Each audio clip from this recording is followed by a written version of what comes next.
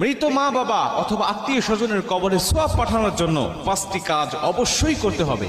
এই 5টি কাজ যদি আপনি করতে পারেন, আপনার মা বাবা, আপনার আত্মীয় স্বজনের কবরে আল্লাহ পাক সোয়াবের পাহাড়গুলো তৈরি করতে থাকবেন এবং এক পর্যায়ে সে যদি জাহান্নামেও থাকে, আল্লাহ পাক তার কবরটা জান্নাত বানিয়ে দিবেন। এবং সে যদি নিম্ন মানের জান্নাতে থাকে, আল্লাহ পাক তার কবরটা উচ্চ মানের জান্নাতের পরিবেশ করে দিবেন। প্রথম নম্বরে রাসূল সাল্লাল্লাহু আলাইহি ওয়াসাল্লাম বলেন, যদি তোমার মা বাবা দুনিয়া থেকে বিদায় নিয়ে চলে যায়, তাহলে সন্তান হিসেবে তোমার দায়িত্ব প্রথম নম্বরে তুমি তার জন্য দোয়া করবে। সব সময় তুমি তার জন্য দোয়া করবে, রাব্বির হামহুমা কামা রাব্বায়ানি সগীরা। আল্লাহ নিজে যে দোয়াটা শিখিয়েছেন, এই দোয়াটা তুমি পাঠ করবে। নবীজি বলেন, কোনো দোয়াই পরিপূর্ণ হয় না যতক্ষণ পর্যন্ত তার মা বাবার জন্য ওই দোয়াতে মোনাজাতে দোয়া না করা হয়। আপনি যখনই হাত তুলবেন তখনই মা বাবার জন্য দোয়া করবেন, রব্বির হামহুমা কামা রাব্বায়ানি সগীরা বলে বলে আল্লাহর কাছে দোয়া করবেন।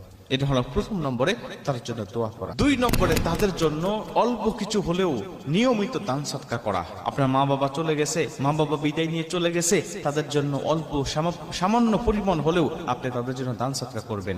গরিব দুঃখীদের মাঝে বিলিয়ে দিবেন, বিপদগ্রস্ত মানুষের মাঝে বন্টন করে দিবেন। বর্তমান বিপদগ্রস্ত বন্যার্থ যারা আছে তাদের মাঝে আপনি মন খুলে, একদম প্রাণ খুলে তাদের জন্য উজাড় মনে দান করতে থাকেন, তাদেরকে দিতে থাকেন।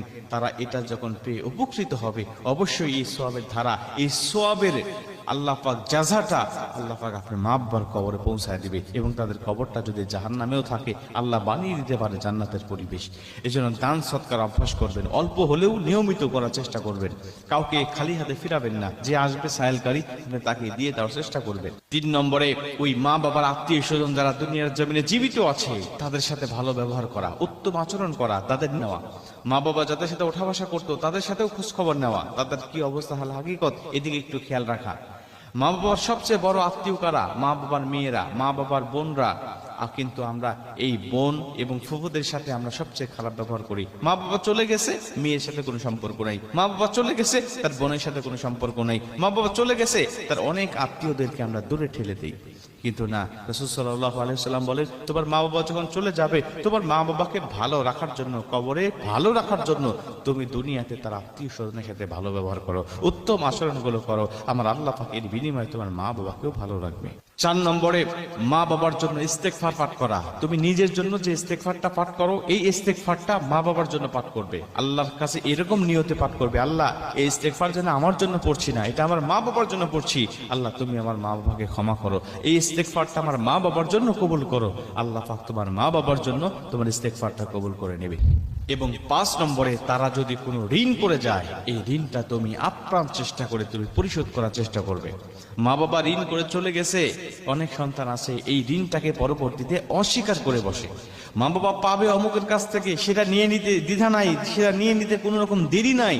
মা বাবা 1 লাখ 2 লাখ 3 লাখ পাবে, ওই টাকাটা সে জোর করে মানুষকে তাগিদ দিয়ে ওই টাকাটা সে নিয়ে নেয়। কিন্তু মা বাবা যদি কোনো জায়গায় ঋণ করে থাকে, বলে না আমার মা বাবা তো এত ঋণ করার কথা নয়, নিশ্চয় তিনি মিথ্যা কথা বলছে, এই বিভিন্ন কথা বলে তাদের কাছ থেকে ওই ঋণটা আদায় করার থেকে সে বিরত থাকে।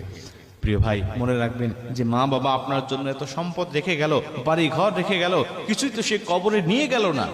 আপনি এত সম্পদ তার ভোগ করতেছেন, আর এই সামান্য ঋণটাকে পরিশোধ করতে আপনি কার্পণ্যতা করেন, বিভিন্ন তাল বাহানা করেন। মনে রাখবেন কিয়ামতের ময়দানে আল্লাহ পাক আপনাকে ছাড় দেবেন না। কারণ আপনার মা বাবা ঋণ করে চলে গেছে, পরিশোধ করতে পারেন নাই। আপনি মা বাবার সম্পদ ভক্ষণ করার পরেও আপনি সেই ঋণটা পরিশোধ করতে পারেন নাই, আমার আল্লাহ পাক অবশ্যই আপনাকে পাকড়া করবেন। এজন্য সুসন্তান যারা, তারা অবশ্যই এই 5টি কাজ করবে, 5টি নিয়ম মানবে। এটা শুধু তার মা বাবার জন্য নয়, বরং এগুলো মানলে তার নিজের জন্য ভালো হবে। তিনিও তো একদিন দুনিয়া থেকে বিদায় নিয়ে চলে যাবেন, তার সন্তানেরাও তার জন্য ঠিক এভাবেই আল্লাহ পাকের কাছে দোয়া করবে।